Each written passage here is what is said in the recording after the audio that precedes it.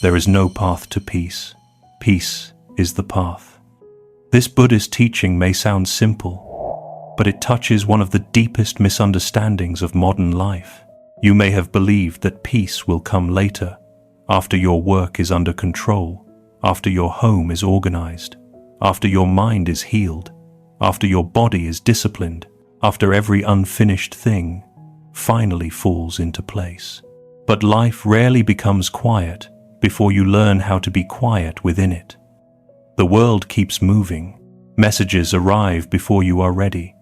Responsibilities pile up. Your phone pulls your attention in 100 directions. Your room reflects your exhaustion. Your body asks for rest, while your mind keeps reaching for one more distraction. And somewhere inside all of this noise, you begin to feel that you are losing contact with yourself. The Buddha taught that suffering does not come only from what happens around you. It also grows from the restless mind that clings, resists, compares, fears, and keeps chasing something outside itself for relief. This is why a person can have more comfort than ever and still feel deeply unsettled. Peace is not found by escaping your life. It is not found by controlling every detail.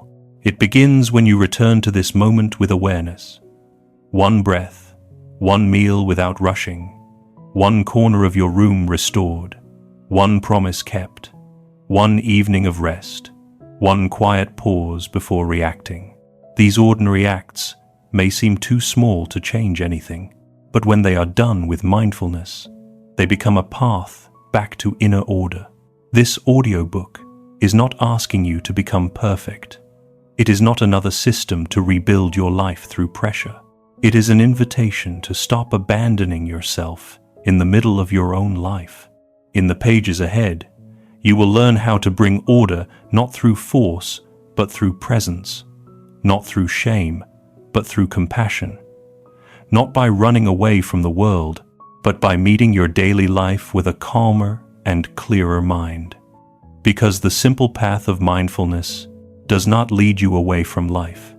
It teaches you how to live it without being consumed by it. Chapter 1. You are not broken.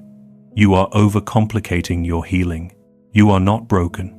Something in you may be tired, scattered, disappointed, or ashamed, but that does not mean you are beyond repair. Many people arrive at this point in life carrying the heavy belief that they have failed because they are weak. They look at the unfinished plans, the abandoned routines, the books they started and never completed, the promises they made at midnight and forgot by morning, and they decide that something must be wrong with them. Yet what if the problem is not that you lack discipline? What if the deeper problem is that you have turned peace into a project too large for the human heart to hold? Healing becomes exhausting when it is treated like an achievement. Calmness becomes another pressure when you believe you must master every practice, fix every flaw, understand every wound, and transform your entire life at once. The modern mind loves complicated solutions because complexity feels important. A large plan feels more powerful than a small step. A dramatic reset feels more impressive than a quiet return. So you search for a new method, a new routine, a new app, a new morning schedule, a new philosophy, a new version of yourself that will finally know how to live. For a few days, the new system gives you hope. It feels like the beginning of a different life. Then, the pressure builds. The plan becomes heavy. Real life interrupts. One tired evening breaks the chain, and suddenly, the old shame returns. I failed again. But did you fail, or did you ask too much of a mind that needed gentleness? Buddhist wisdom begins with seeing clearly, not judging, not condemning, not dramatizing, but seeing. When you look deeply, you may discover that your suffering is not only caused by your circumstances. Much of it comes from clinging to the idea that everything must change immediately. That clinging creates tension.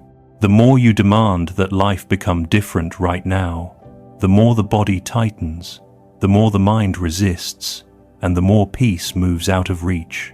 There is a difference between sincere effort and inner violence.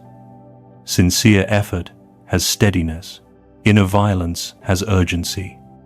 Sincere effort respects the pace of growth. Inner violence wants proof by tomorrow. Sincere effort says, "Let me begin where I am." Inner violence says, "I should already be somewhere else." A person once came to a monastery after many painful turns in life. He had heard that meditation could bring peace, and he wanted that peace desperately. On the first day, he made a strict plan for himself. He would meditate for hours, chant every morning and evening, read several Buddhist books, change his diet, stop wasting time, wake before sunrise, and remove every bad habit from his life. His intention was sincere, but his mind was still operating from fear.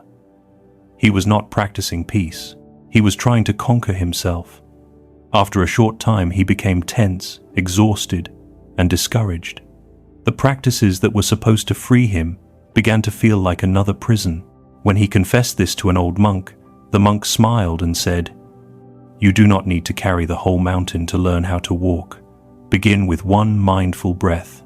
That sentence is the doorway to this entire path." One mindful breath is not small when it is truly inhabited. One simple act is not weak when it is done with presence. A cup washed with awareness can teach the mind more than 100 pages read in anxiety. A single evening of going to bed with kindness can heal more than a grand plan built on self-hatred. Peace does not grow well in the soil of punishment. It grows where there is honesty, patience, and repeated care. Maybe you have been trying to change yourself because you secretly believe you are unacceptable as you are. That belief will make every practice feel harsh. Even meditation becomes a battlefield if you sit down trying to defeat your own mind. Even discipline becomes suffering if it is driven by shame. The simple path asks you to start differently. Instead of asking, "How can I fix everything?" ask, "What is one small way I can stop abandoning myself today?" That question changes the energy of the whole journey. It brings you out of fantasy and into contact with reality. Your life does not need to be repaired all at once. A scattered life becomes ordered the same way. A restless mind becomes calm. Moment by moment, return by return. When attention wanders in meditation, the instruction is not to hate yourself. You simply notice and come back. The same is true for life. You notice the disorder and you come back. You notice the old pattern and you come back. A day does not need to be perfect in order to be meaningful. A beginning does not need to be impressive in order to be real.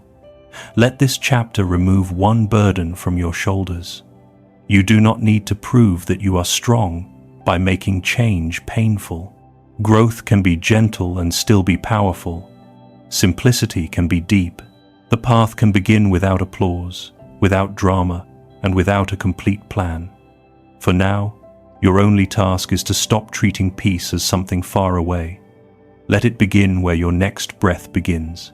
Let it enter through one small action done with awareness. Healing does not need to look heroic. Sometimes it looks like sitting still for 1 minute, placing your hand on your chest and saying inwardly, "I am here. I can begin again." Chapter 2. The first disorder is not in your room, it is in your rhythm. The first disorder in your life may not be the mess on your desk, the unfinished tasks, or the clothes lying on a chair. It may be the broken rhythm your body has been trying to survive. A life loses its shape when sleep loses its place. Without a steady rhythm, the mind becomes reactive, the body becomes tense, and even small responsibilities feel heavier than they are. Many people treat sleep as optional. They protect meetings, deadlines, appointments, and other people's needs, but they negotiate endlessly with the one practice that supports every other part of life. Night arrives, and instead of resting, they try to reclaim the day. Perhaps this is familiar. After giving your energy to work, family, messages, chores, and obligations, you reach the evening with a quiet feeling of deprivation. A part of you says, "This is the only time that belongs to me." The phone becomes a doorway into borrowed freedom. One video becomes 10. One message becomes a long scroll. A few minutes become an hour. The body asks for rest, but the mind asks for compensation. This is not a moral failure. It is a form of suffering. Beneath the habit is a mind that feels it has not been nourished. Under the scrolling is a longing to be comforted, entertained, distracted, or given back something the day seemed to take away. Buddhist wisdom invites you to look deeper than the behavior. The surface behavior is staying up too late. The deeper movement is craving, not craving in a dramatic or shameful sense, but the ordinary craving that says, just a little more, one more moment, one more taste, one more escape. This craving promises relief, yet often leaves you more tired. By midnight, the mind has consumed more stimulation, but found less peace. By morning, the body pays the price. A woman once told herself every night that she would sleep early. Her days were full of caring for others. At work, she answered everyone. At home, she managed what needed to be done. By the time the house became quiet, she felt a strange resistance to going to bed. Sleep felt like surrendering the last piece of herself, so she stayed awake with her phone. She called it relaxing, but her body knew otherwise. The next morning, she woke heavy, irritated, and already behind.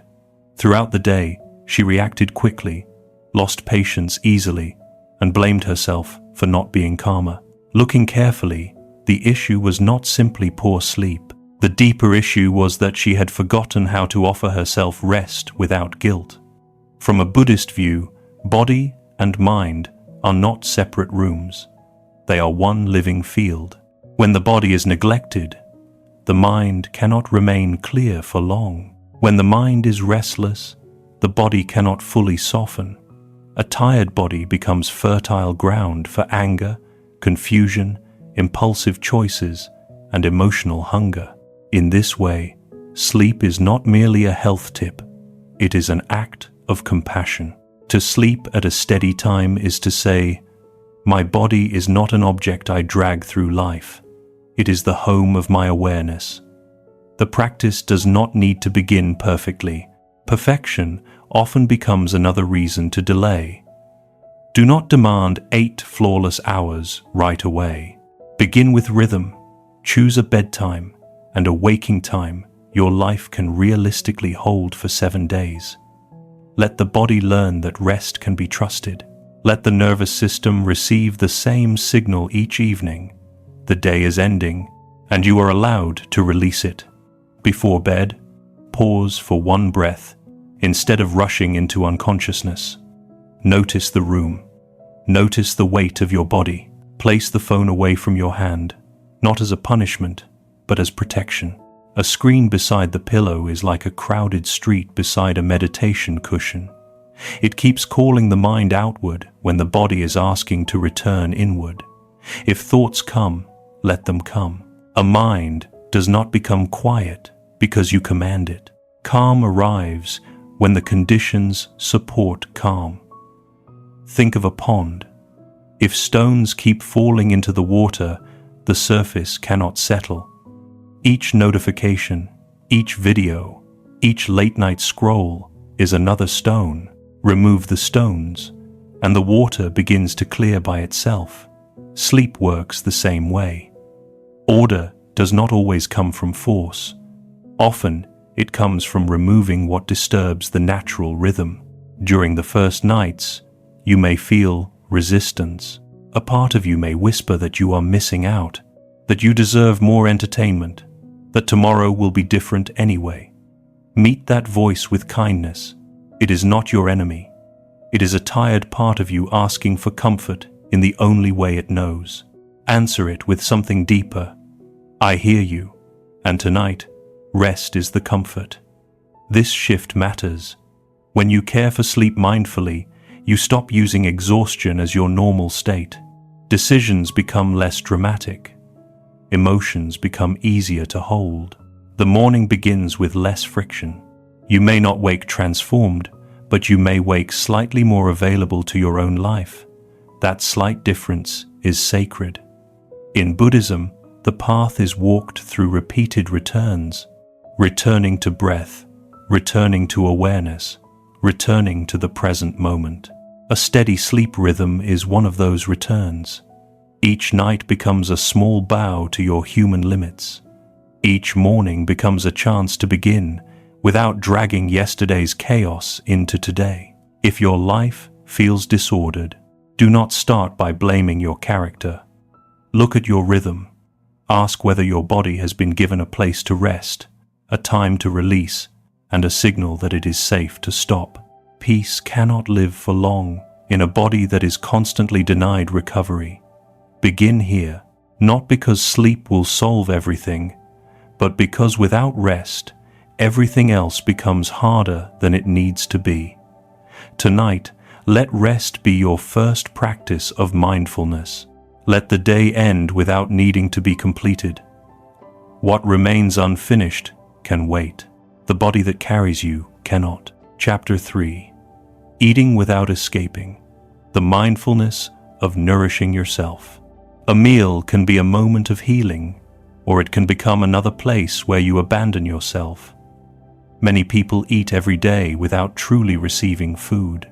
The body chews, swallows, digests, and continues, while the mind is somewhere else entirely. It is in an email, a video, a memory, a worry, a conversation that has not happened yet. Sometimes food becomes comfort. Sometimes it becomes distraction. At other times, it becomes something rushed through because the day feels too full for presence.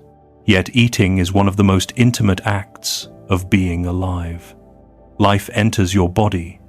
Earth, rain, sunlight, labor, time, and care become nourishment. If the mind is absent from that moment, a deep form of poverty appears, even when the plate is full. This chapter is not about dieting. It is not about controlling your body, counting every bite, or turning food into another arena of self-judgment. Buddhist mindfulness does not ask you to eat with fear. It invites you to eat with awareness. There is a great difference. Fear tightens. Awareness softens. Fear says, I must control myself. Awareness asks, what is happening in me right now? Perhaps you eat when you are not hungry because an emotion rises and you do not know how to sit with it. Perhaps the hand reaches for food when loneliness becomes too quiet. Maybe stress pushes you toward speed, and before you notice, the meal is gone, but the body still feels unsatisfied. A person can be physically full and emotionally unfed. That is why mindful eating begins before the first bite. It begins with stopping long enough to notice whether hunger is coming from the stomach, the heart, or the nervous system. None of these forms of hunger deserves shame. They only need to be recognized. A man once ate lunch at his desk every workday. He told himself he was being efficient. His eyes stayed on the screen. His fingers moved between the keyboard and the fork, and his mind remained caught in tasks. When the food disappeared, he barely remembered tasting it. Later in the afternoon, he felt strangely empty and reached for snacks. Not because his body needed more, but because the meal had not touched his awareness. One day, after hearing a simple teaching on mindfulness, he turned off the screen for lunch. At first, the silence felt awkward. Without the distraction, he noticed how fast he wanted to eat. He noticed tension in his shoulders. He noticed that he was chewing as if someone were chasing him. Then he looked at the food. For a moment, gratitude appeared without effort. Someone had grown these ingredients. Someone had transported them. Someone had cooked them. The earth had offered itself in 1,000 hidden ways. That meal became less like consumption and more like receiving. In Buddhist practice, even a bowl of rice can become a teacher. It teaches interdependence. Nothing on your plate exists alone. It carries clouds, soil, farmers, animals, sunlight, roads, hands, and time. When you eat mindfully, you remember that you are not separate from life. This remembrance calms the hungry ego that always feels it must chase more. It also brings tenderness to the body. Instead of treating the body as a machine that must be fueled quickly, you begin to treat it as a living companion. The practice is simple. Choose one meal each day without a screen. Sit down. Let the body know it is not being rushed. Before eating, pause for one breath. Look at the food. You do not need to perform a ritual unless it feels natural. A quiet moment of gratitude is enough. When you take the first bite, actually taste it. Notice texture, warmth, flavor, and the movement of chewing. If the mind wanders, return gently. That return is the practice. Not perfect attention, but sincere return.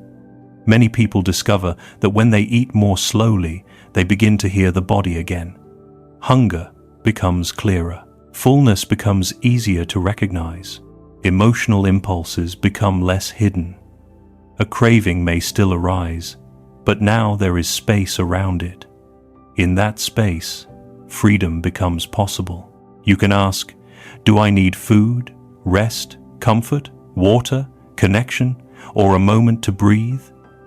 This question is an act of wisdom. It brings light into a habit that may have lived in darkness for years.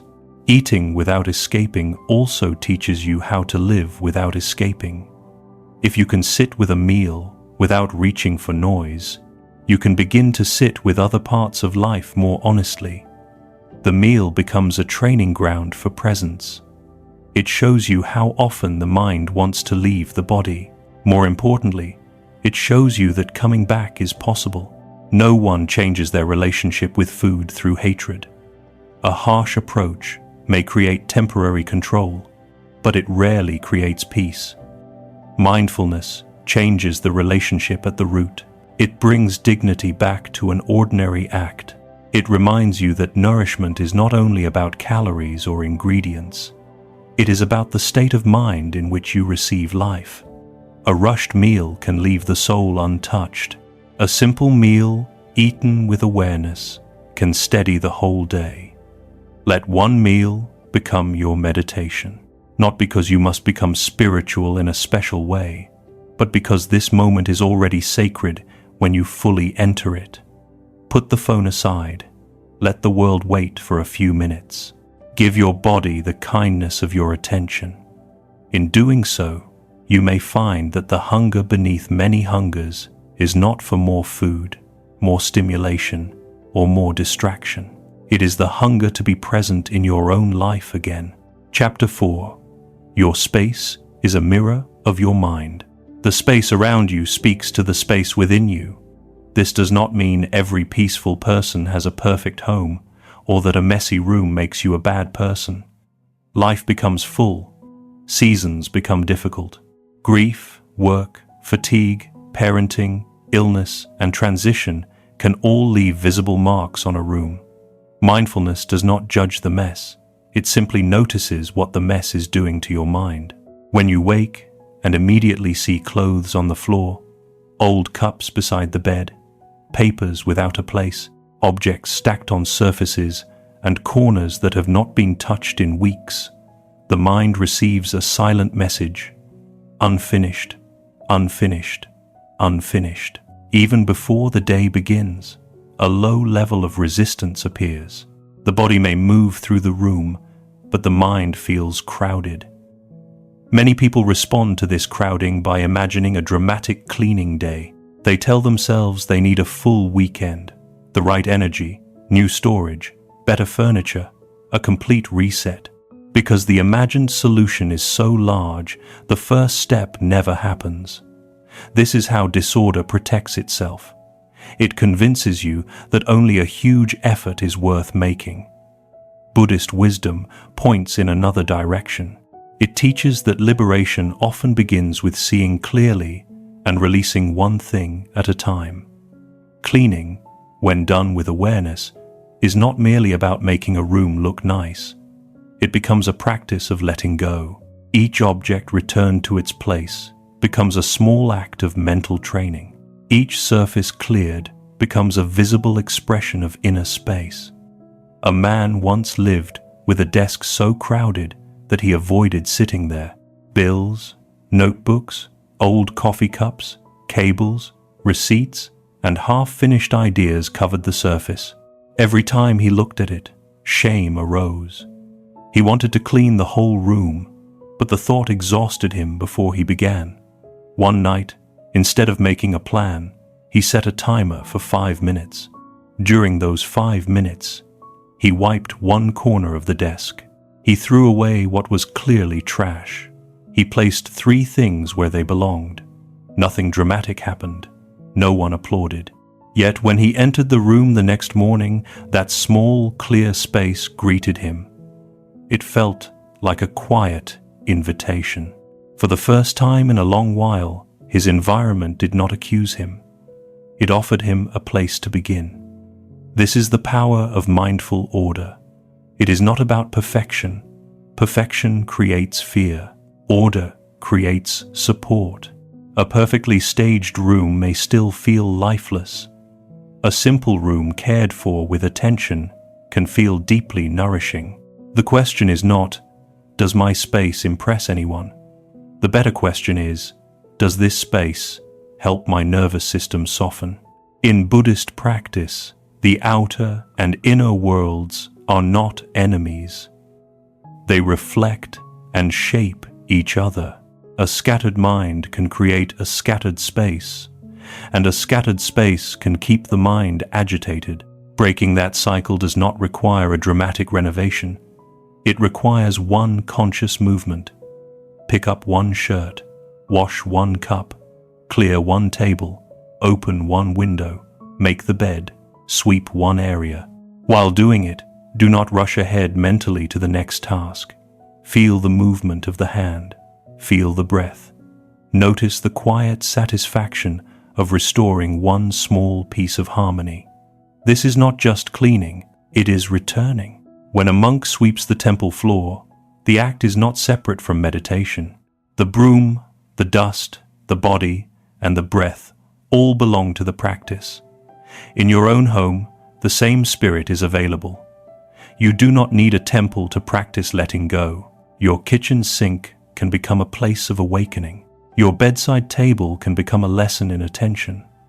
The chair covered in clothes can become a teacher. It shows you where postponement has gathered. It shows you how small neglects become a background weight. More importantly, it gives you a place to practice care without drama. The action for this chapter is intentionally small. Each evening, spend 5 minutes restoring one main area. Choose the place that most affects your morning. The desk, the bed, the floor beside your bed, the kitchen counter, or the sink.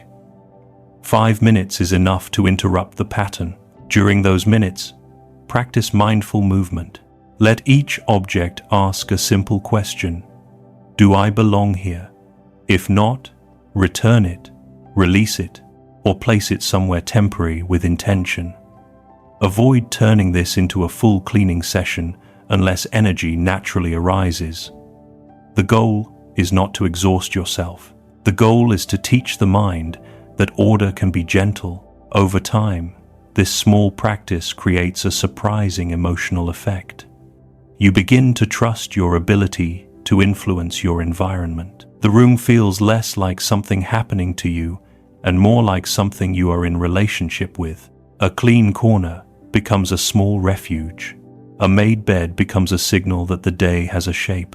A clear table becomes an invitation to think, write, pray, eat, or breathe. None of this is superficial. The mind takes in what it sees. Give it one clear place, and it can begin to remember clarity. There may be sadness in this practice too. As you clean, you may encounter objects from older versions of yourself, projects you abandoned, things you bought because you hoped they would make you different, or piles that reveal how long you have been overwhelmed. Meet all of that with compassion. A room does not become disordered because someone is worthless. It becomes disordered because life keeps arriving and attention keeps leaving. Now, attention is returning. That is enough. Let your space become a friend to your practice. Do not wait until everything is clean to feel peace. Feel peace in the act of placing one thing down with awareness. Feel peace in the choice not to postpone care for another day. Feel peace in the small visible proof that your life can be touched, shaped, and softened. The room is not asking for perfection. It is asking for relationship. Begin with 5 minutes. Let the hand move slowly. Let the breath stay close. In restoring your space, you may discover that a part of your mind has also been waiting to be gently put back in place. Chapter 5. Move the body. Release the mind. A still body can hold more tension than you realize. Hours of sitting do not only affect muscles and joints, they shape the mind's weather. When the body remains unmoved for too long, stress has nowhere to go. Thoughts circle, emotions thicken, the chest tightens, the breath becomes shallow. By evening, you may feel exhausted and restless at the same time, too tired to do anything useful and too agitated to truly rest. Many people mistake this state for laziness or lack of motivation. In truth, the body may simply be asking to move. Modern life often separates movement from daily living.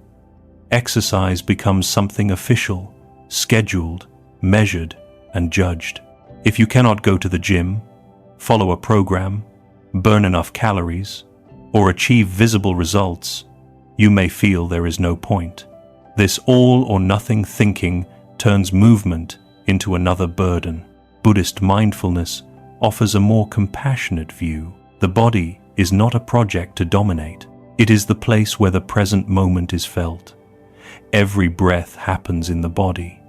Every emotion leaves a trace in the body. Every moment of awareness begins through the senses. To move with mindfulness is not to chase performance. It is to return to the living ground of your experience. A man who worked at a computer all day once complained that he could not sleep even when he was tired. His mind felt crowded at night. His shoulders ached. His breathing stayed high in his chest. He believed he needed more rest, but the rest never restored him. What he needed first was release. During the day, pressure had gathered in his body without expression. His mind carried deadlines, conversations, worries, and small frustrations. His body carried them too. One evening, instead of collapsing on the couch, he walked slowly outside for 20 minutes. At first, it felt useless. The mind kept thinking. After a while, the rhythm of his steps began to meet the rhythm of his breath. The street, the sky, the sound of his feet, the cool air, and the movement of his arms brought him back from the storm inside his head. Nothing in his life was solved during that walk, yet something in him softened. That is often how peace returns, not by solving every thought, but by giving the body a way to release what thinking cannot untangle. In Buddhist teaching, body and mind inter-are. They arise together, influence each other, and respond to the same conditions. When the body is tense, the mind finds it harder to be spacious. When the breath slows, the mind receives a signal of safety. When the feet touch the ground with awareness, attention stops floating in anxious imagination and returns to direct experience. This is why walking meditation is so powerful. It turns movement into presence. You do not walk to arrive somewhere. You walk to inhabit the step you are taking. One foot lifts, one foot moves, one foot touches the earth. The breath flows. The body is here. Life is here. This simple recognition can interrupt hours of mental noise. Your practice does not need to be intense. 20 minutes of real movement each day is enough to begin. Walk, stretch, move through gentle exercises, dance alone in your room, or step outside and let the body remember that it was made for motion. During the first few minutes, do not judge the quality of the movement. Feel the body from within. Notice stiffness without resentment. Notice fatigue without making it your identity. Let the breath accompany the movement. If you choose to walk, allow the first minute to be quiet. No music, no podcast, no phone call, just the sound of your steps and the feeling of contact with the ground. When the mind wanders, return to the soles of the feet. This return is not failure, it is the whole practice. Many people resist movement because they associate it with punishment. They move because they ate too much, gained weight, look different, or feel ashamed. That kind of movement may strengthen the body while wounding the heart. Mindful movement begins with respect. It says, I move because I am alive. I move because this body carries me. I move because energy needs flow. A body treated with kindness becomes easier to care for. Over time, movement changes more than physical energy. It changes your relationship to emotion. Anger can move through the legs. Sadness can soften with breath. Anxiety can lose intensity when attention returns to sensation. Even confusion becomes less oppressive when the body is no longer frozen. This does not mean movement replaces deep healing, therapy, conversation, or spiritual practice. It means that healing becomes harder when the body is ignored. The path of mindfulness includes the body because life includes the body. You are not a mind trapped inside flesh. You are a living whole. Sometimes the most spiritual thing you can do is stand up, breathe, and take a slow walk. Let movement become a daily act of release, not a demand, not a performance, not another way to prove your worth. Simply a conversation with the body. Ask it, where are you holding the day? Then give it space to answer. A stretch may reveal tension you did not know you were carrying.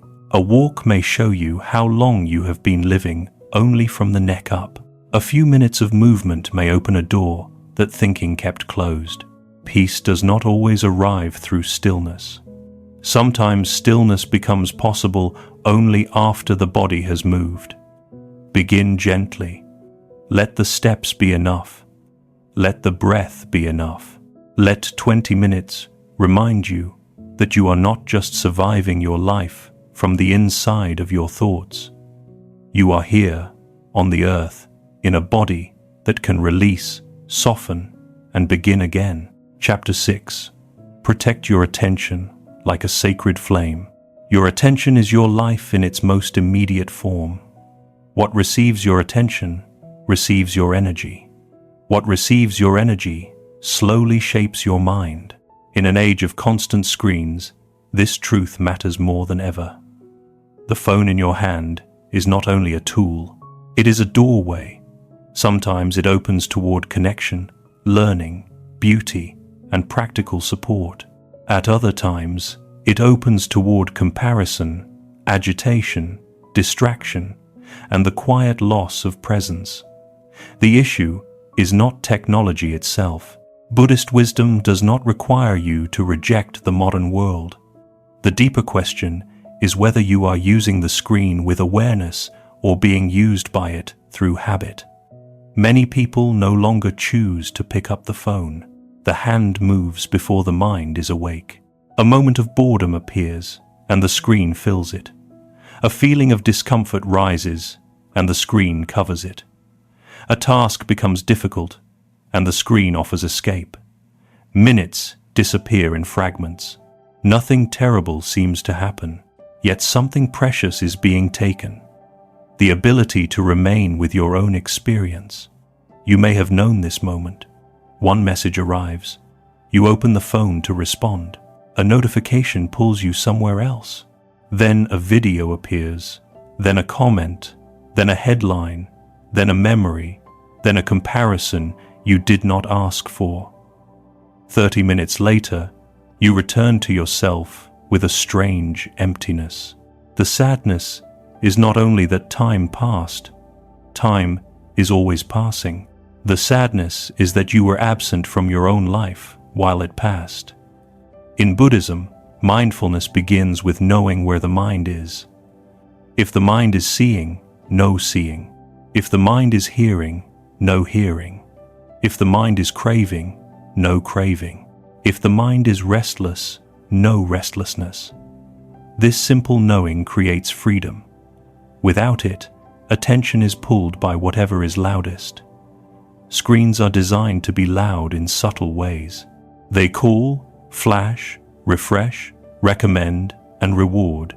They do not ask whether the soul is nourished. They ask only whether attention can be held. For this reason, protecting your attention is not a small lifestyle adjustment. It is a spiritual act. It is the practice of guarding the gate of the mind. Imagine your attention as a small sacred flame. If protected, it gives warmth, clarity, and direction. If exposed to every wind, it flickers until the room goes dark. Every morning begins with a choice.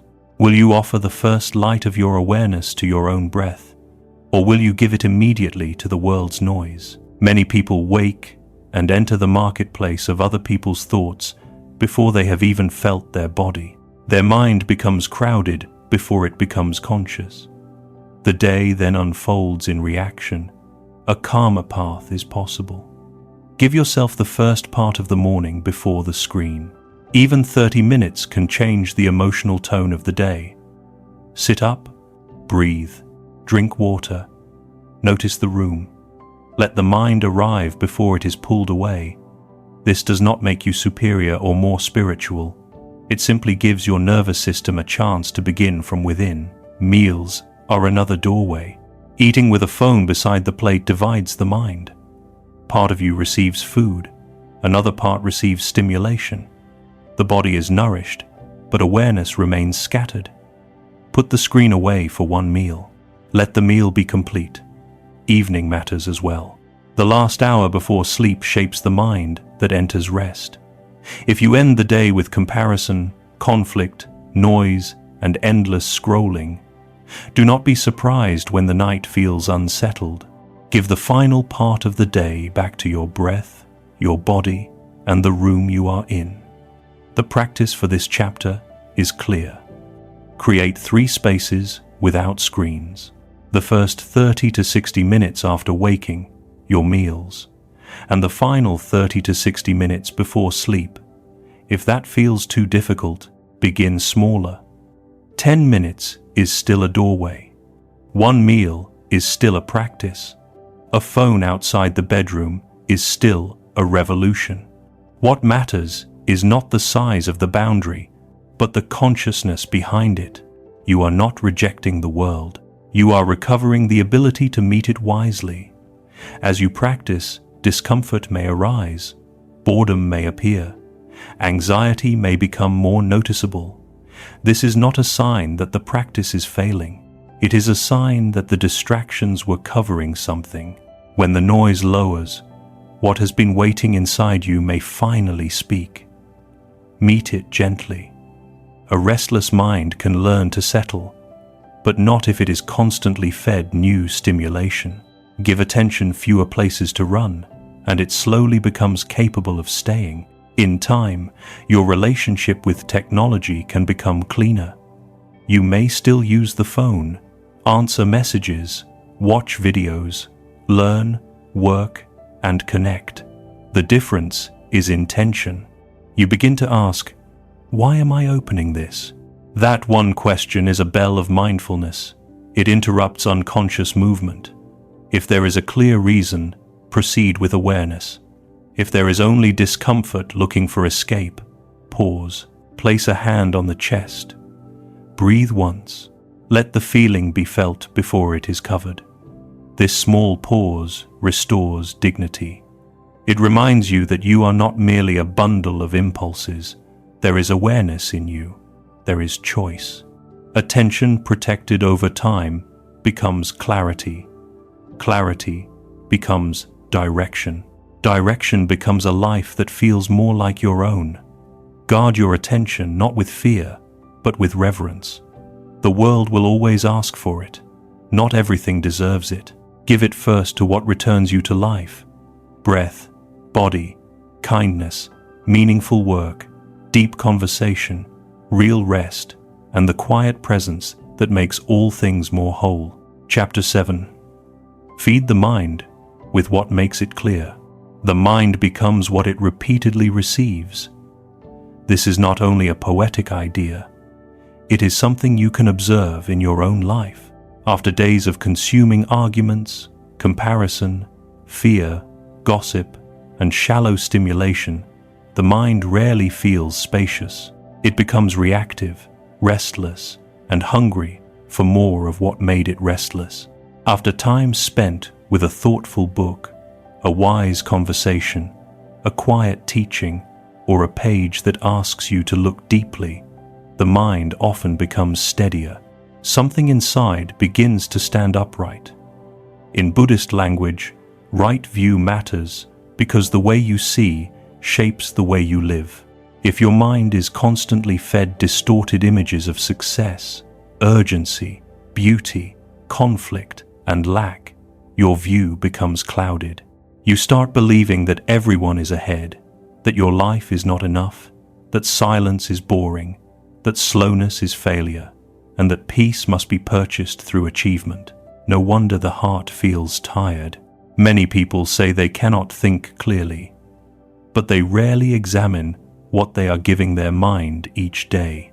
They wake to notifications, scroll through short clips, absorb fragments of outrage, compare their ordinary life to curated moments, listen to advice from strangers, and end the day wondering why they feel empty.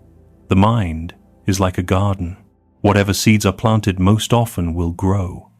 If the seeds are anxiety, distraction, and comparison, those plants will take root. If the seeds are wisdom, patience, compassion, and depth, a different inner landscape begins to form. This chapter is not about reading to become impressive. It is not about collecting knowledge, quoting spiritual books, or building an identity as a thoughtful person. It is about nourishment. A person can be full of information and starving for wisdom. Information enters quickly and often disappears quickly. Wisdom asks to be digested. It slows you down. It does not merely tell you what to think. It changes the quality of your attention. Someone once told me he felt he had no original thoughts anymore. He could talk about trends, headlines, and arguments he had seen online, but when he sat alone, his own inner voice felt faint. Each day, his mind was fed by rapid content. None of it was evil. Most of it was simply too fast to become understanding. He was consuming constantly, but rarely contemplating. When he began reading 10 minutes each morning from one thoughtful book, the change seemed small at first. One page did not transform him. One paragraph did not solve his confusion. Yet after several weeks, he noticed that his mind had more room. He paused before reacting. He had better conversations. He felt less desperate for noise. A single page, read with presence, did what hours of scrolling could not do. It returned depth to his inner life. In Buddhist practice, the quality of what enters consciousness is not trivial. Every impression conditions the mind.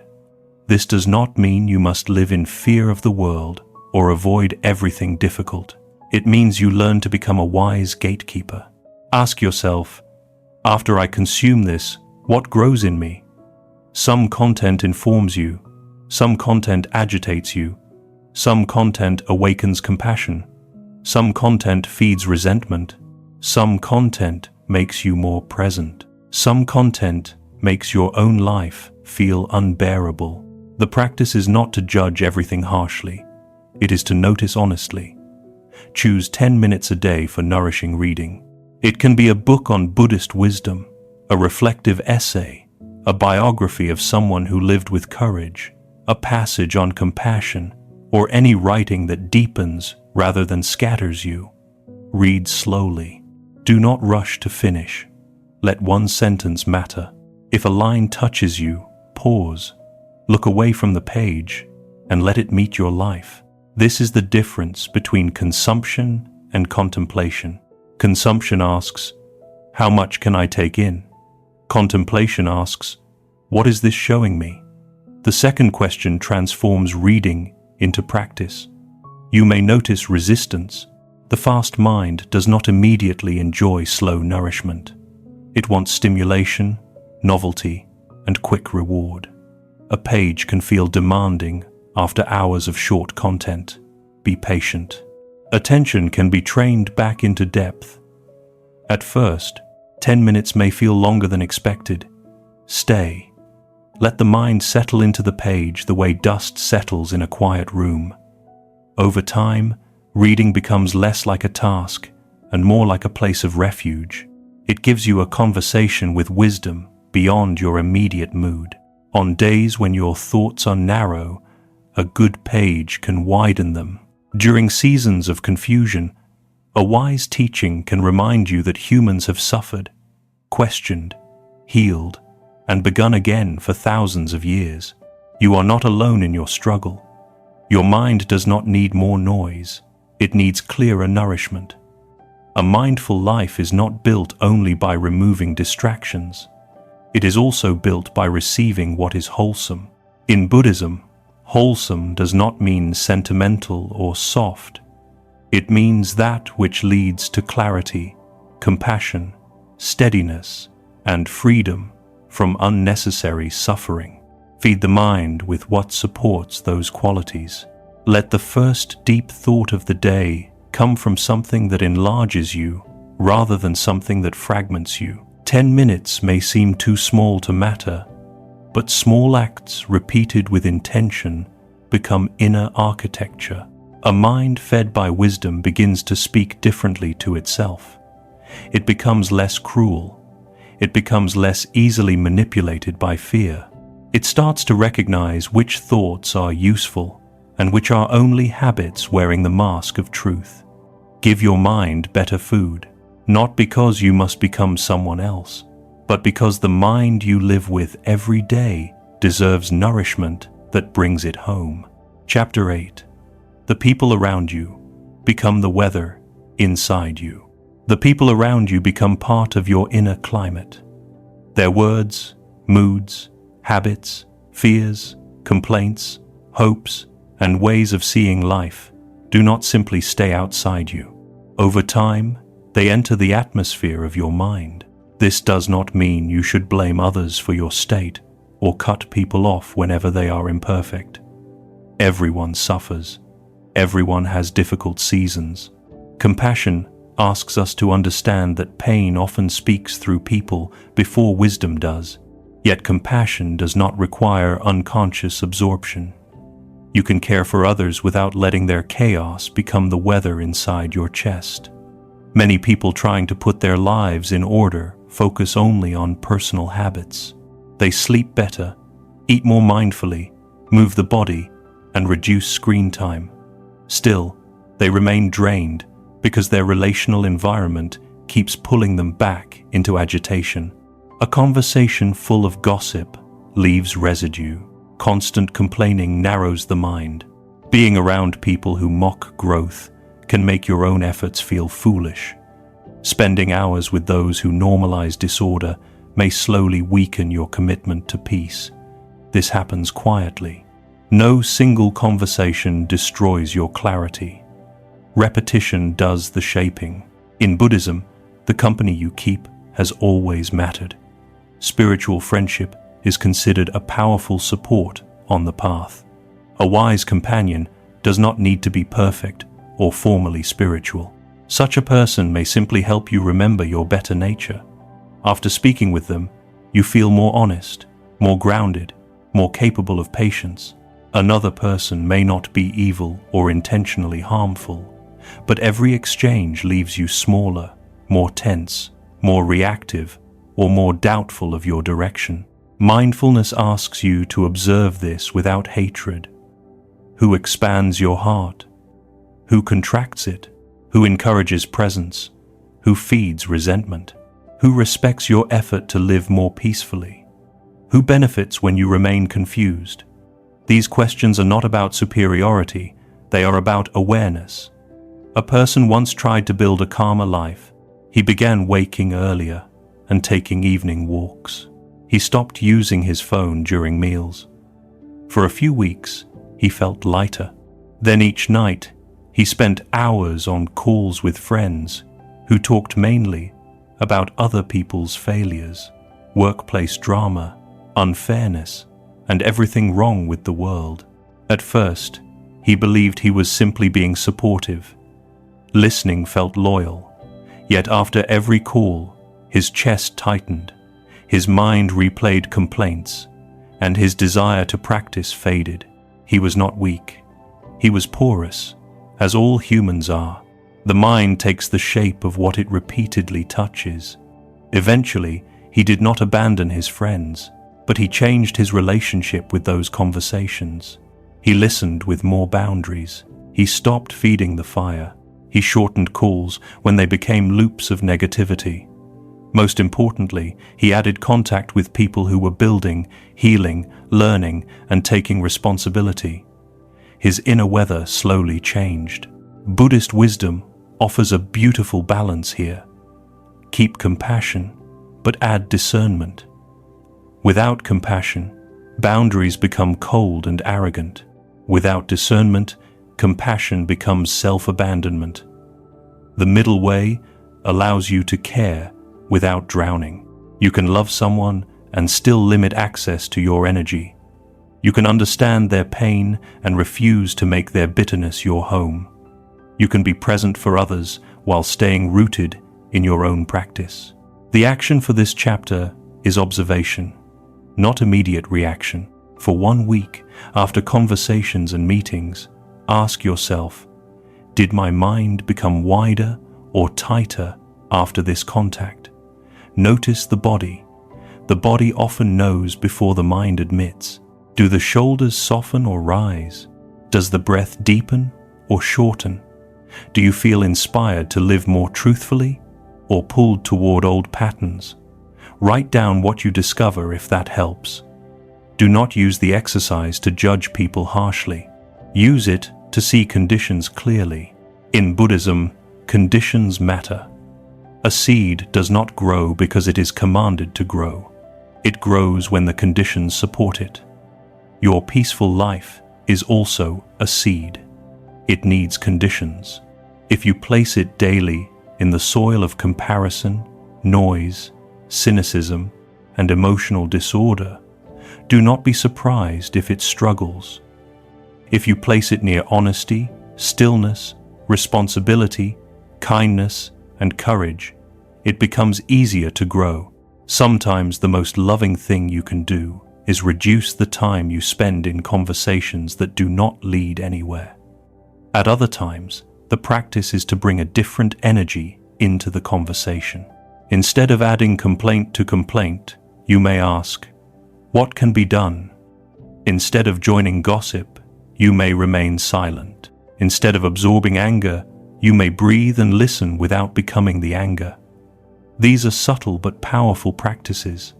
They protect the mind without closing the heart. A mindful life is not built in isolation. Even silence is affected by the voices you carry inside after others leave. Choose carefully what you allow to echo there. Seek people who make truth feel possible. Spend time with those who do not require you to betray your peace in order to belong. Offer the same gift to others. Become someone whose presence leaves the room calmer, clearer, and more honest. The people around you become your weather, but you also become weather for them. Let your practice bless the spaces you enter. Let your boundaries be clean, not cruel. Let your compassion include yourself. Peace grows best when protected by wise relationships. Chapter 9. Close what is quietly draining you. Some of the heaviest things in your life may look small from the outside. An unanswered message, a bill placed under other papers, a call you keep postponing, a decision waiting in the back of your mind, an apology you know you need to offer, a conversation you avoid because it may be uncomfortable. These unfinished things may not take much time to complete, yet they take a great deal of inner space when left open. The mind keeps returning to them quietly, not always in clear thoughts. Sometimes they appear as background tension, vague guilt, irritability, or the sense that life is heavier than it should be. You may think you are resting, but a part of the mind is still holding the list. This chapter is about closing what is quietly draining you. It is not about becoming perfectly productive. The goal is not to turn your life into a machine of completed tasks. The deeper goal is peace. In Buddhist understanding, avoidance often grows from attachment to temporary comfort. You avoid the email because not answering feels easier in the moment. You avoid the conversation because silence protects you from discomfort today. You avoid the decision because keeping all options open feels safer than choosing. Yet the comfort is short-lived. What is avoided does not disappear. It waits. The unresolved thing becomes a small shadow that follows you. Mindfulness invites you to look at the shadow directly, not with aggression, but with courage. A person once avoided replying to a simple email for 3 weeks. The message was not dangerous. It required only a brief response. Still, each day he postponed it, the email became heavier in his mind. Soon it was no longer just an email. It became proof of his irresponsibility, a symbol of his disorder, another reason to distrust himself. When he finally sat down and answered it, the task took less than 5 minutes. What surprised him was not how easy the email was. What surprised him was the emotional space that opened afterward. The mind stopped circling. The body relaxed. A small piece of peace returned. Many unfinished tasks work this way. Their practical weight is small, but their psychological weight grows through avoidance. Buddhist practice often begins with seeing causes and conditions. If your mind feels crowded, ask what remains unclosed. Not every open loop must be finished today. Some things require timing, support, or deeper reflection. Yet there is usually one small loop that can be closed now. Start there. Do not choose the most painful conversation if you are not ready. Do not choose the largest project if it will overwhelm you. Choose the lightest thing that has been taking space. Send the message. Make the appointment. Put the document where it belongs. Pay the bill. Throw away the broken object. Decide yes or no on something minor. Write the first honest sentence of a difficult note. Completion is a form of exhale. The mind breathes out when something unresolved is placed down. During this practice, pay attention to the feeling before and after. Before closing the loop, there may be resistance. The body may tense. The mind may create excuses. Later, not now. It is not important. I need more time. Sometimes these thoughts are wise. Often they are the voice of avoidance dressed as reason. Take one breath. Ask, would completing this small thing bring relief? If the answer is yes, begin gently. You do not need to feel motivated. Action can come before motivation. In fact, many forms of clarity appear only after the first movement. Closing loops also restores self-respect. Every time you complete something you have been avoiding, you teach the mind that discomfort does not have to control you. This is a quiet form of courage. It is not dramatic. No one may know you did it. Yet the inner effect is real. You become less afraid of your own life. Tasks become tasks again, not monsters made of delay. Conversations become conversations, not mountains built from imagination. Decisions become choices, not endless rooms of uncertainty. The Buddhist path does not ask you to seek comfort at all costs. It asks you to understand suffering and its causes. Avoidance may reduce discomfort for a moment, but it often increases suffering over time. Mindful action accepts a little discomfort now in order to release a larger burden later. This is wisdom. The action for this chapter is simple. Close one small loop each day. Only one. More is allowed if energy arises naturally, but one is enough. Make it specific. I will answer the message from Sarah. I will schedule the appointment. I will put the papers in one folder. I will decide whether to attend the event. I will wash the dishes before bed. Small completions create momentum, but do not turn momentum into pressure.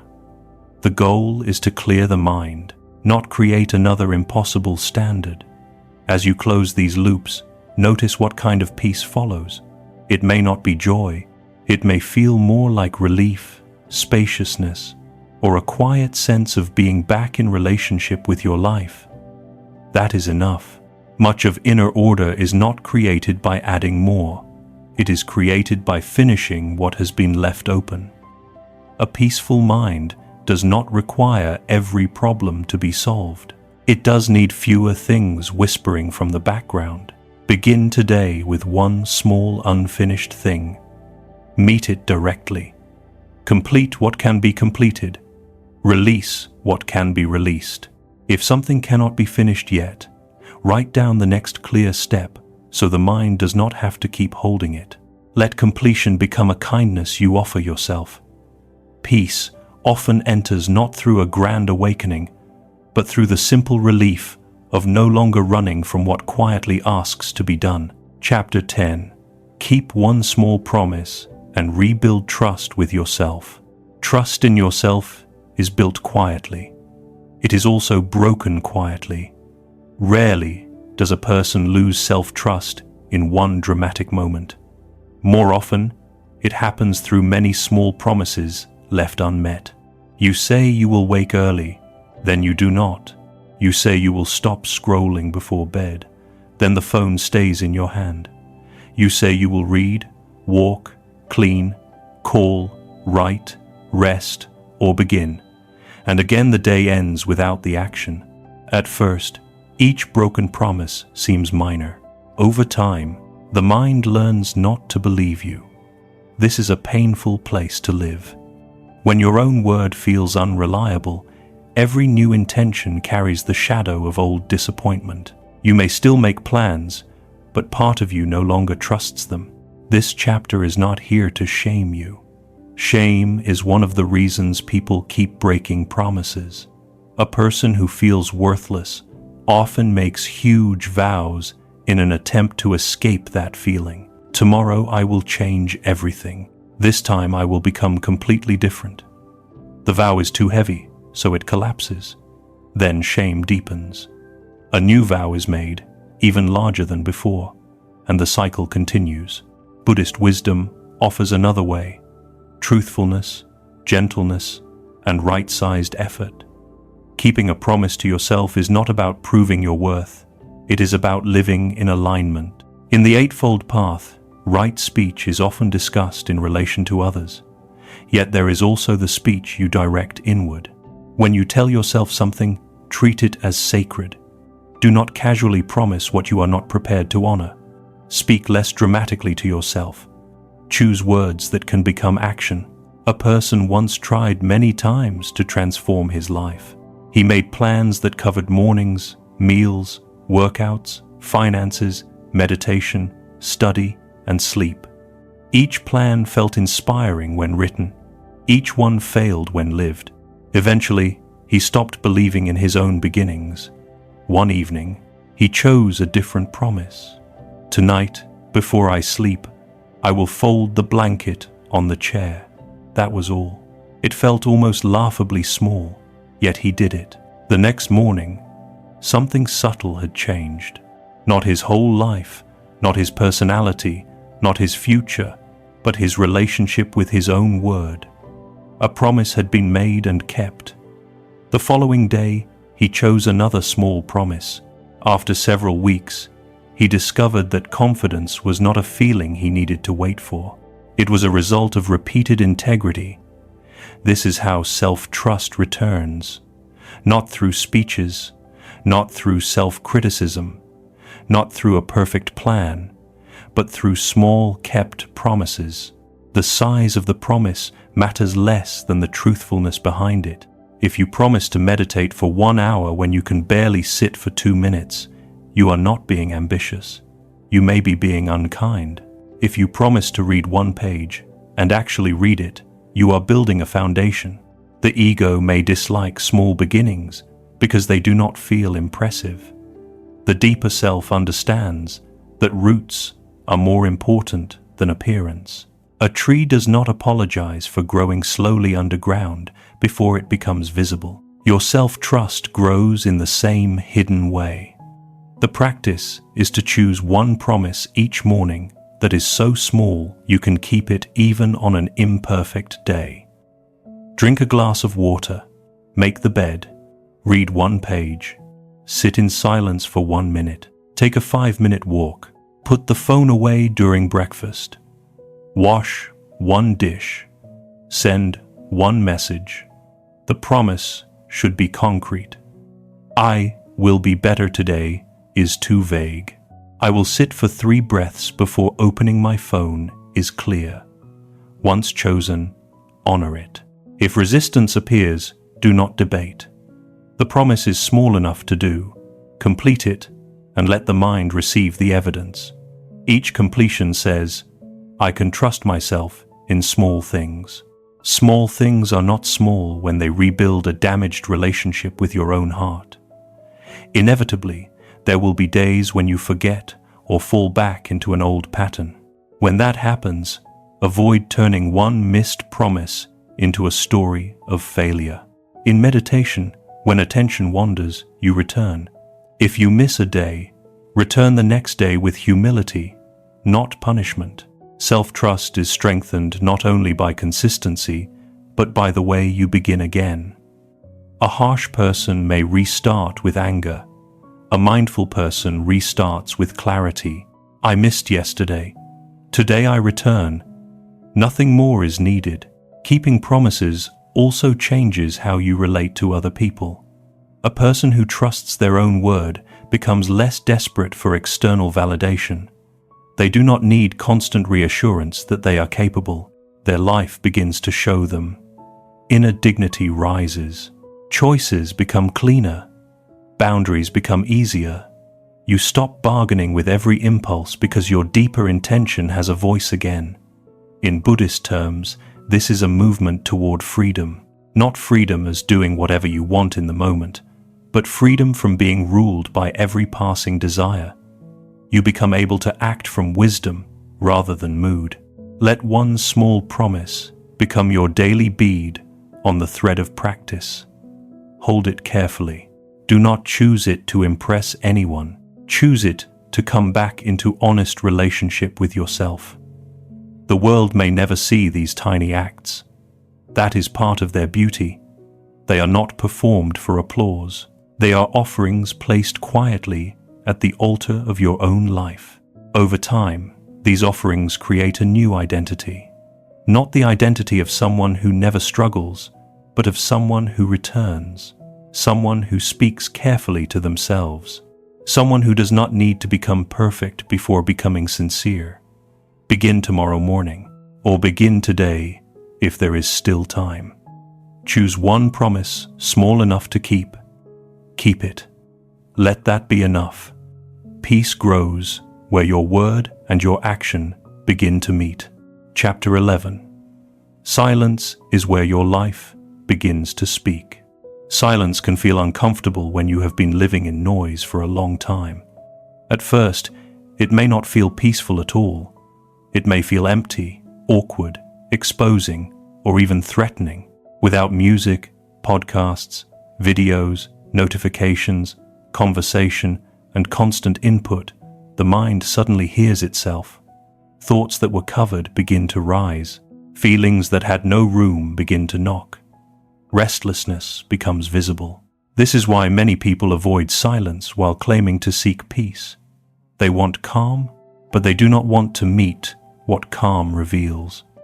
Buddhist wisdom teaches that the mind settles when conditions allow it to settle. Yet before settling, it often shows us the waves we have been ignoring. This is not a problem. It is part of the path. Silence is not the absence of life. It is the space in which life can finally be heard clearly. Many people fill every gap. Cooking requires a video. Walking requires a podcast. Driving requires noise. Waiting in line requires scrolling. Even lying in bed requires a screen until sleep takes over. In this constant filling, the mind loses its ability to process experience. The day happens, but it is not digested. Emotions arrive, but they are not understood. Desires appear, but they are not questioned. Pain speaks, but it is drowned out. Eventually, a person may say, "I do not know what I want. I do not know why I feel this way. I do not know what is wrong with me." Perhaps nothing is wrong, except that there has been no silence in which the truth could emerge. A person once kept sound around him all day. The moment he woke, he played something. During breakfast, a video filled the kitchen. On walks, headphones covered the world. While cleaning, working, resting, even showering, some voice accompanied him. He believed this made life easier. Then one day, he sat for 5 minutes without any sound. The first minute felt unbearable. His hand wanted the phone. His mind reached for stimulation. By the third minute, sadness appeared. Not a dramatic sadness, just a quiet recognition that he had been tired for a long time. By the 5th minute, nothing had been solved, but something honest had been allowed to exist. That was the beginning of a different relationship with himself. Silence did not give him an answer immediately. It gave him access. That is enough.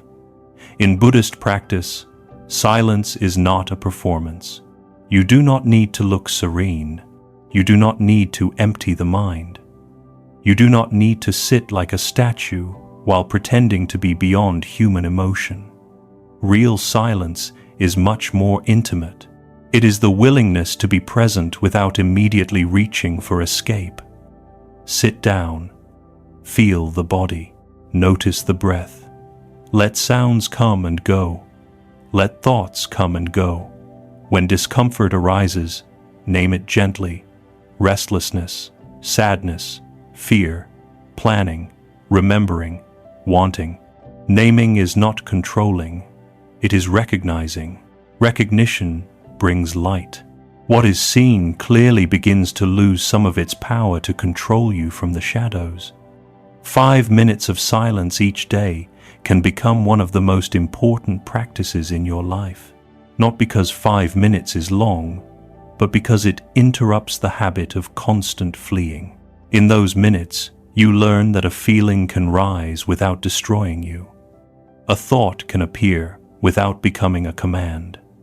A memory can pass through without pulling you completely into the past. The breath can be an anchor. The body can be a home. Awareness can hold more than you imagined. This is how inner strength grows, not by avoiding discomfort, but by discovering that you can stay with yourself kindly while discomfort moves through. The action is simple. Sit for 5 minutes with no phone, no music, no reading, no goal of becoming a perfect meditator. If closing the eyes feels too intense, keep them softly open. Let the hands rest. Feel the contact between the body and the chair or floor. Take one natural breath, then another. Do not chase a special state. If peace comes, welcome it. If boredom comes, no boredom. If grief comes, hold it gently. If nothing happens, Let nothing happen. The value of silence is not measured by dramatic insight. Sometimes the deepest healing is learning that you do not need to fill every empty space. Over time, silence may begin to feel less like emptiness and more like refuge. You may notice the difference between loneliness and solitude. Loneliness says, "I am abandoned." Solitude says, "I am here with myself." Silence helps transform the first into the second. It teaches you to become a compassionate companion to your own inner life. From that companionship, better decisions arise. When the mind is noisy, every impulse sounds urgent. When the mind is quiet, what truly matters can be heard. You may realize that you are tired, not lazy, hurt, not angry, needing rest, not more stimulation, longing for meaning, not just entertainment.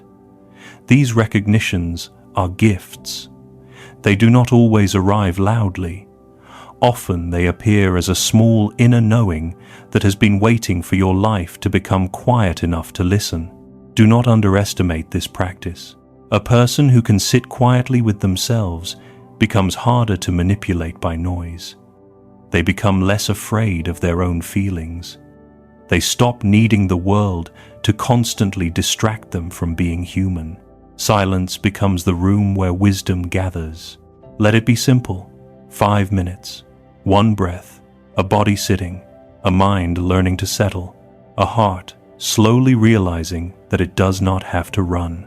In the silence, your life may begin to speak. Listen gently. Chapter 12. Choose one door, the Buddhist way of beginning again.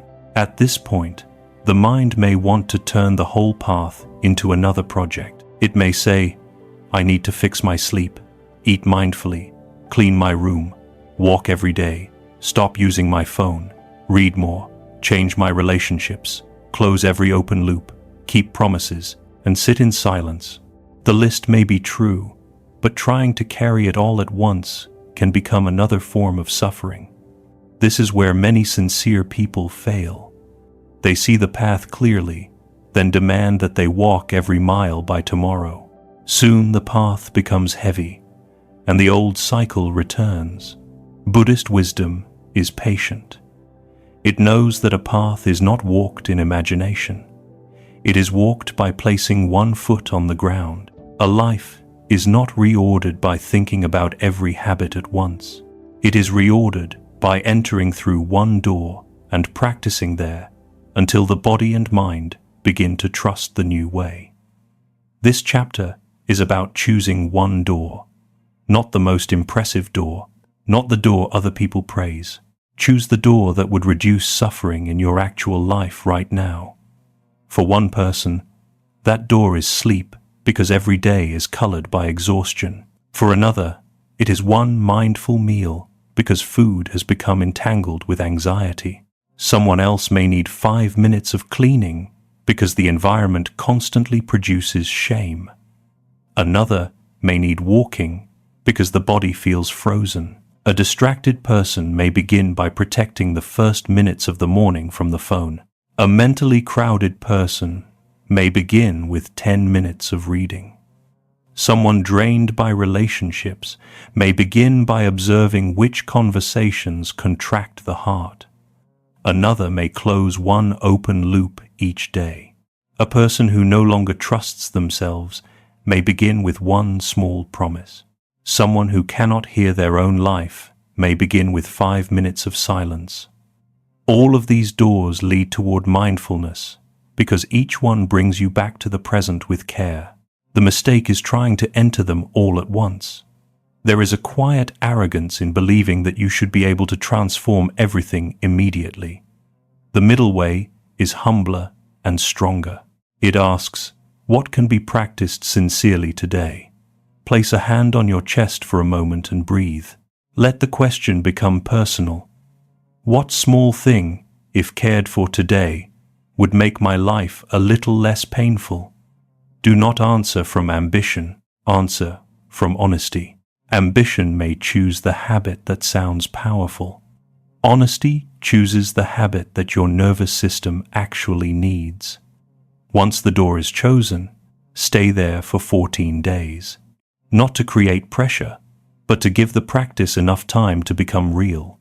During those 14 days, do not add a second habit because the first few days feel good. Early enthusiasm often tricks the mind into expanding too quickly.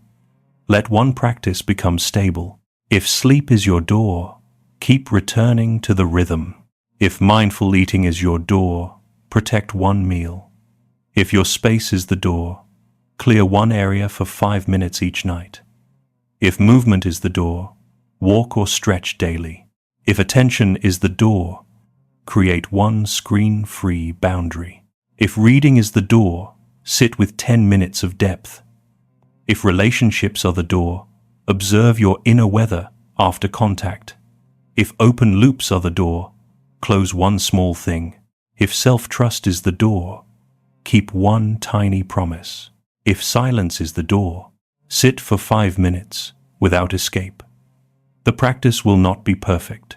Some days will be clean, other days will be messy. The point is not to protect a perfect streak. The point is to practice returning. In Buddhism, beginning again is not a sign of failure. It is the path itself. Every breath is a new beginning. Every moment of awareness interrupts the momentum of unconscious living. If you miss a day, come back without drama. If you forget, remember. If resistance appears, bow to it inwardly and continue gently. This attitude is essential. A harsh mind can turn even a beautiful practice into suffering. Let your effort be firm but kind. Think of a gardener. The gardener does not scream at the seed for not becoming a tree in 1 week. Water is offered. Soil is tended. Light is allowed. Growth happens according to conditions. Your life follows the same law. Create conditions. Repeat simple care. Trust quiet accumulation. After 14 days, reflect. Has this practice reduced suffering, even slightly? Does the mind feel a little clearer? Does the body feel more supported? Has self-respect grown by even 1 degree? If the answer is yes, continue until the practice feels natural. Only then, add another door. If the answer is no, do not abandon the whole path. Adjust the practice. Perhaps the habit was too large. Make it smaller. Perhaps the wrong door was chosen. Choose the one closer to your pain. Wisdom is not stubbornness. It is the ability to see what is actually needed. This way of beginning again is simple, but not shallow. It goes against the culture of instant transformation. It refuses the drama of self-reinvention. It honors the truth that a peaceful life is built through repeated contact with the present. 1 breath, 1 meal, 1 corner, 1 walk, 1 page, 1 boundary, 1 conversation observed, 1 loop closed, 1 promise kept, 1 silence entered. The whole path is contained in any one of these when practiced deeply. Do not wait until you feel ready to begin. Readiness often comes after beginning, not before. Choose 1 door today. Enter gently. Return tomorrow. Let the practice become part of the way you live, not another mask you wear. The goal is not to become a person who never struggles. The goal is to become someone who knows how to come back to breath, back to body, back to honesty, back to care, back to the simple path beneath all the noise. From there, life begins to order itself, not because you have controlled everything, but because you have stopped abandoning the one place where order truly begins, your own mindful presence. Conclusion: 1 small act of care. When I began reflecting on this path, I thought I was writing about habits, sleep, food, movement, attention, space, silence, promises, unfinished tasks. These seemed like ordinary things, almost too simple to carry spiritual meaning. Yet the longer I stayed with them, the more I realized that ordinary life is exactly where peace is either lost or found. I have spent seasons of my own life searching too far away. I believed change had to arrive through a powerful plan, a dramatic awakening, or a version of myself who would finally be disciplined enough to hold everything together. During those times, I collected ideas, listened to advice, made lists, and imagined a better future. Still, the room around me remained cluttered. The body remained tired. Meals passed without presence. The phone kept pulling my mind away from the life in front of me. One night, I remember sitting in a room that reflected the state of my mind. Clothes were left on a chair. A cup had been on the table too long. The bed was unmade. My phone was in my hand, and I was searching for another piece of wisdom, another teaching, another sentence that might finally move me. Then, a quiet realization came. I did not need more information in that moment. I needed to put the phone down. I needed to fold the shirt on the chair. I needed to breathe. I needed to stop running away from the small act of care that was already waiting in front of me. That night did not change my whole life, but it changed the way I understood the path. Peace was not asking me to become extraordinary. It was asking me to become present. Since then, I have come to believe that many people are not lost because they know too little. They are lost because they are moving too fast to live what they already know. They know rest matters, but they postpone it. They know silence heals, but they fill every space. They know their body needs care, but they treat it like an inconvenience. They know one small promise kept would restore dignity, but they keep waiting for a larger transformation. This audiobook was written for that tender place in all of us, the place that is tired of forcing, tired of failing, tired of turning healing into another burden. What I have learned is that the simple path is not weak. It is not basic in the sense of being shallow. It is basic in the way roots are basic, in the way breath is basic, in the way the ground beneath your feet is basic. Without it, nothing stands for long. With it, life slowly becomes more honest. Peace does not arrive when everything is perfect. It begins when you stop fighting the present moment long enough to care for what is here. One breath, one meal, one clear corner, one step, one page, one boundary, one completed task, one promise, one silence. These are not small when they are done with your whole attention. They are how you return to yourself. If there is one thing I hope you carry from this book, it is this. Do not wait for a perfect life before practicing peace. Practice peace inside the life you have, with the body you have, in the room you are standing in, during the day that is already here. Begin gently. Begin honestly. Begin with one thing small enough to hold. After all this time, putting your life in order may not be about controlling everything. It may be about returning to one breath, one corner of your room, one promise, one small act of care, and beginning again from there.